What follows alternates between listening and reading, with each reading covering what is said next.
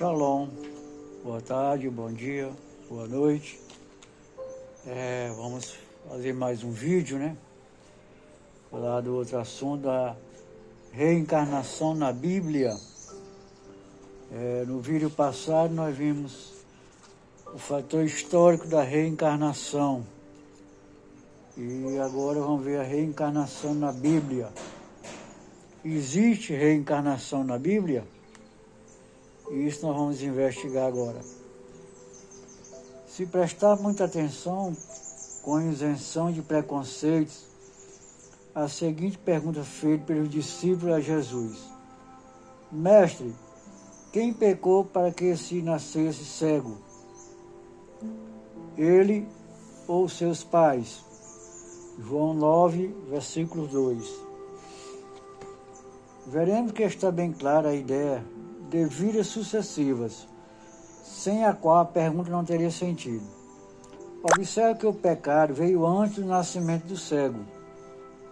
Mais ainda, se fosse algo errado, Jesus mesmo naquele momento teria feito qualquer observação a respeito com um ensinamento apropriado. Logo, se ele nada disse, é porque a ideia das vidas sucessivas era natural à sua época. Nas Bíblias antigas, inclusive na Vulgata de São Jerônimo, está escrito, Êxodo 20, versículo 5. Visto que a iniquidade dos pais nos filhos, na terceira e na quarta geração. Significa espírito feito faltoso, após 2, 3 ou 4 gerações, esta de volta à terra, reencarnação, para que a justiça divina faça reparar tais faltas, tal como dizemos habitualmente. Tudo aqui se faz, aqui se paga. Só não dizemos quando isso ocorre por falta de conhecimento da maioria de todos nós. E mais uma vez, alteraram a Bíblia, onde estava na terceira e na quarta geração. Passou a constar até a terceira e a quarta geração, conforme consta em Êxodo 34, 7.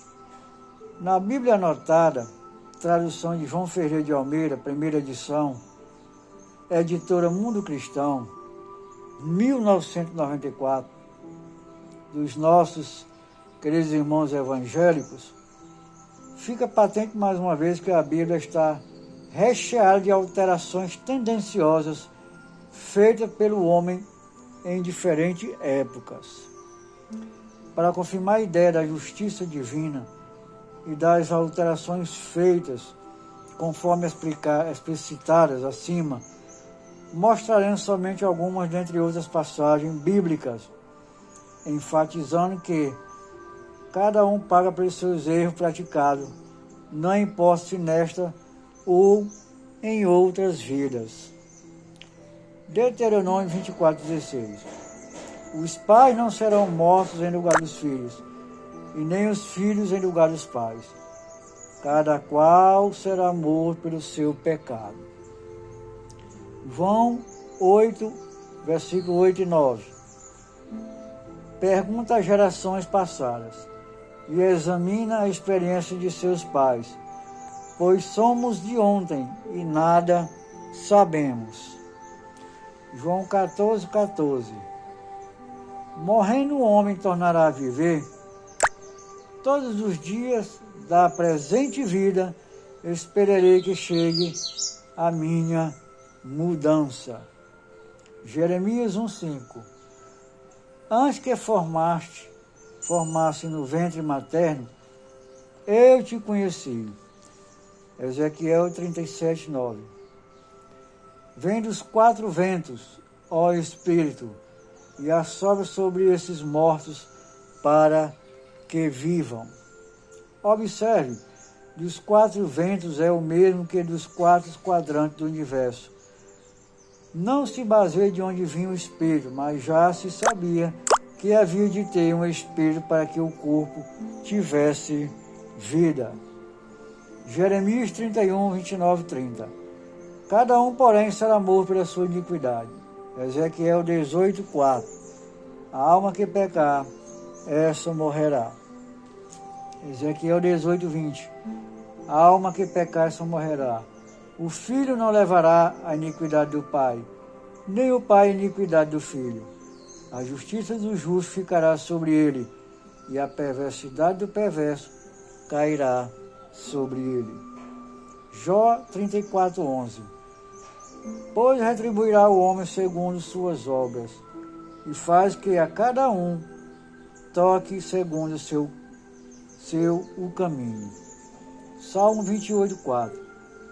Pega-lhe segundo suas obras, paga-lhe segundo suas obras, segundo a malícia de seus atos.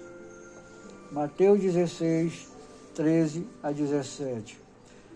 Jesus interroga seus discípulos a respeito da opinião do povo e deles mesmos sobre quem achava que ele era. E a resposta é que alguns dizem que sois João Batista, outros dizem que és Elias, outros dizem ainda que és Jeremias ou algum dos profetas. Fica bem claro pela resposta que eles acreditavam plenamente na reencarnação. Se assim não fosse, Jesus não teria combatido aquela ideia. Isaías. Mas ai do ímpio, do mal, porque será tratado segundo suas obras. Isaías 26, 19. Os teus mortos tornarão a viver. É praticamente a mesma ideia vista em Daniel 12, 2, que diz: muitos dos que dormem no pó da terra ressuscitarão. Numa interpretação harmônica com a ciência, temos a volta dos mortos sobre a terra, caracterizando a reencarnação. Malaquias 4, 5. Eis que vos enviei o profeta Elias, antes que venha o grande dia do Senhor. Malaquias 3, 23. Em algumas Bíblias. Mateus 11, 14. Se puderes compreender, ele mesmo, João Batista, é o Elias que havia de vir. Mateus 17, 12 e 13. Mas eu vos declaro que Elias já veio e não o reconheceram, antes lhe fizerem tudo o que quiserem. Então compreenderam que era de João Batista que ele falava. Observe, é bom que se analise em conjunto e na sequência cronológica os dizeres de Malaquias e de Mateus, para se notar que não há dúvida de que o espírito de João Batista é o mesmo que encarnou como Elias em tempos passados. Os judeus acreditavam tanto na reencarnação que enviaram sacerdotes e levitas para interrogar e terem certeza se João Batista era mesmo o Elias a vidas passadas. João 1, 21. Lhe perguntaram: és tu Elias? Respondeu ele: não. És tu o profeta? Não. É claro que, a princípio, nenhum de nós sabe quem fomos em vidas passadas. Isso para facilitar o nosso convívio e resgate com aqueles que fazemos sofrer ou que foram nossos algozes, salvo o que a ciência vem demonstrando ultimamente para a terapia de vidas passadas. Veja no Antigo Testamento, em Isaías 43, vós o que clama no deserto, preparai o caminho do Senhor, endireitai a vereda ao Senhor. E no Novo Testamento, em João 1, 23, eu sou a voz que clama no deserto, endireitai o caminho do Senhor, como disse o profeta Isaías. Temos aí João Batista respondendo aos levitas sacerdotes, confirmando a previsão de Isaías, muitos anos antes da vinda de Jesus, quando ele ainda vivia com Elias. Como negar essas provas irrefutáveis? Entender, todos entendem, mas toda a terra se converterá ao Senhor e todas as nações adorarão a sua face. Salmo 22, 27. Pense nisso. Não abdique de sua capacidade de raciocinar. A inteligência nos foi dada por Deus para ser usada. Observe que o verbo está no futuro. converterá a adoração. Coisa somente alcançada mediante a evolução do Espírito. E para que o Espírito evolua a ponto de todas as nações virem a adorar a Deus, só por meio da reencarnação isto é possível. Ao dizer todas as nações, está claro que são todos os homens que as compõem. Tudo isso prova que o profeta Malaquias previu a volta a outro corpo material do espírito de Elias. Os discípulos e o povão julgavam que Jesus era a reencarnação de Elias, Jeremias ou outro profeta. Jesus deixou bem claro que João Batista é que era a reencarnação de Elias.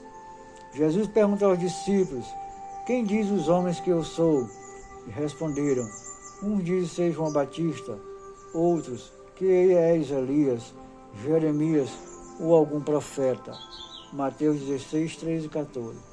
Se alguém não nascer de novo, não pode ver o reino de Deus. João 3, 3. Não te admires se eu te dizer, importa-vos nascer de novo. João 3, 7.